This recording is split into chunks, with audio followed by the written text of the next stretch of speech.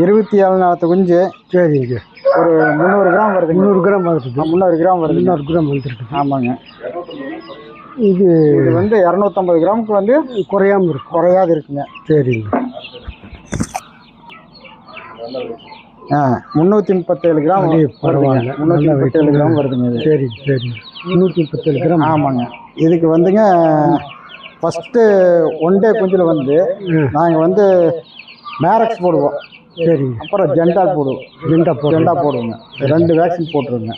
அப்புறம் 7 நாளில் வந்து 7வது நாள் வந்து F1 போடுவோம்.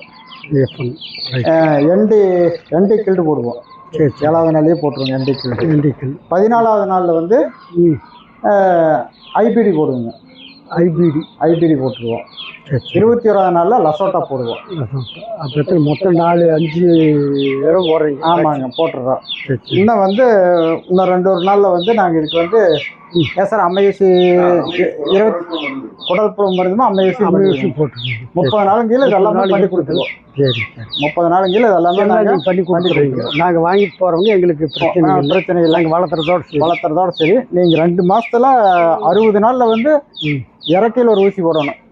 ரைட்டுங்க. RDVK ஊசி போட்டிங்கன்னா சரி, பிரச்சனை சார். அப்போ லசோட்டா கண்டில் மாதத்துக்கு ஒரு தடவை ஊற்றணும். சரியா இருக்குங்க. இப்போ இது வரைக்கும் இந்த 25 நாள் குஞ்சுக்கு சுமார் எவ்வளோ தீனி தின்னு இருக்குங்க? தீனி வந்து இது 316 வருது. 317 வருது. 317 கிராம். 317 வருதுங்க.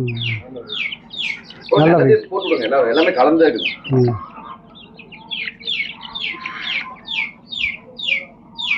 317 வருது. 17 வருதுங்க. சேவல் 300 கீழே வர்றது வந்து வெடைக்கோழியாக இருக்குது. வெடைக்கோழியாக இருக்குங்க. இவர் இது வெடை. சரிங்க. இது வந்து வெடைங்க. வெடை கன்னிப்படையோட கொஞ்சம் இருக்கு. சரி சரிங்க. ஏன்னா எல்லாமே முடியும் போது 5வது 6வது மாதம் வரும்போது எல்லாமே ஒரே வெயிட் வரும். ஒரே வெயிட் வந்துருங்க.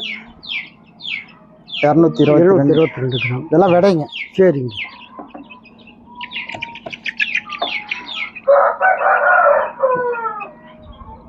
$280 இருக்குது.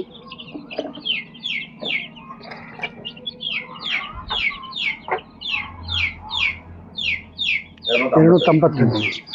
வெடை தான் அதிகமாக இருக்குது. வெடை தான் அதிகமாக வர்றது வந்து பார்த்தீங்கன்னா கன்னிப்படையோட கொஞ்சம் இருக்குங்க. சரி. 250 பொட்டக்கோழியா இருக்கு. பொட்டக்கோழி சேவலா இருக்கு. சரி. 250 270 வரைக்கும் பொட்டக்கோழி வரும். பொட்டக்கோழி.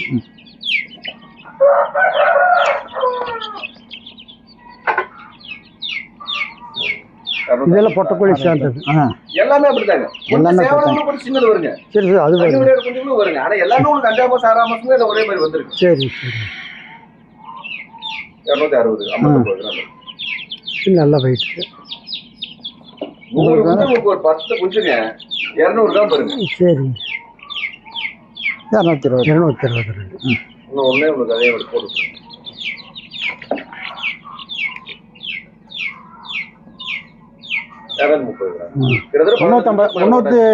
ஒரு நல்ல சேவலெல்லாம் வந்துங்க 1 மாசங்கள் வந்து 350 கிராம் வரும்.